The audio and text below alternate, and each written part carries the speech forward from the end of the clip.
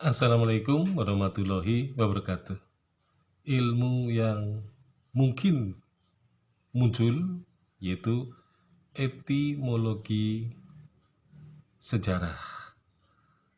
Etimologi adalah merupakan ilmu bagian dari linguistik yang juga di dalamnya terkandung bagian-bagian dari ilmu itu, yaitu ilmu fonologi yang berkaitan dengan bunyi, kemudian morfologi itu bagaimana untuk membentuk suatu kata, dan kemudian semantik ini yang berkaitan dengan makna dari sebuah kata. Nah, jadi kata-kata di dalam kehidupan manusia ini mempunyai arti dan makna. Nah, semantik ini adalah mencoba untuk mengartikan atau memaknai sebuah kata, nah sehingga asal-usul kata bisa dijelaskan. Nah, jadi memang di dalam sejarah seringkali terdapat ya kata-kata yang mempunyai ciri khas, kata-kata yang mengartikulasikan ya sesuatu. Nah, jadi satu kata mempunyai arti tertentu, juga akan mempunyai makna tertentu. Nah, sehingga bagi sejarawan mengetahui atau memahami arti-arti dari suatu kata ini sangat penting. Jadi sejarawan juga harus bisa melihat bahwasanya suatu istilah itu merupakan perkembangan dari kehidupan manusia. Bahkan mungkin berkaitan juga dengan kebudayaannya. Jadi pada masa pemerintah kolonial Belanda, maka seringkali masyarakat pribumi mengadopsi kata-kata bahasa Belanda ke dalam bahasa pribumi. Ya, jadi pengucapannya disesuaikan.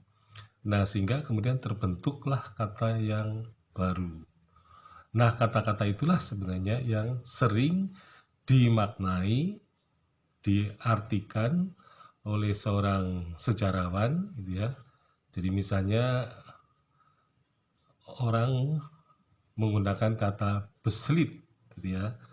Maka yang terlintas beselit adalah suatu istilah yang mempunyai arti sebagai surat keputusan yang diberikan oleh pemerintah kolonial, baik oleh residen, kemudian juga gubernur jenderal.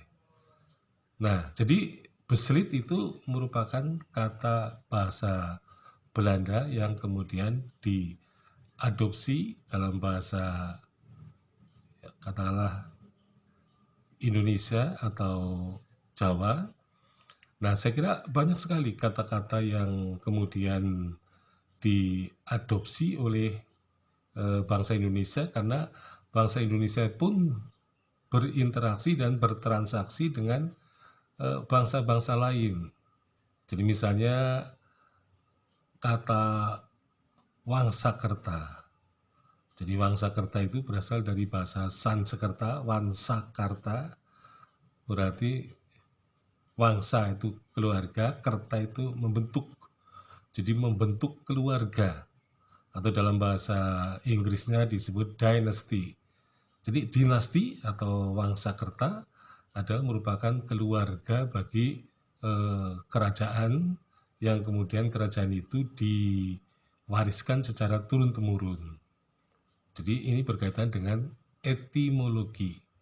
Jadi sejarawan saya kira mempunyai banyak ya kosakata yang merupakan penggambaran atau warisan dari masa tertentu yang kemudian dipakai sekarang, ya, dan kadang-kadang banyak orang yang tidak tahu mengenai kata-kata itu, terutama asal usulnya. Jadi etimologi ini berkaitan dengan asal usul sebuah kata.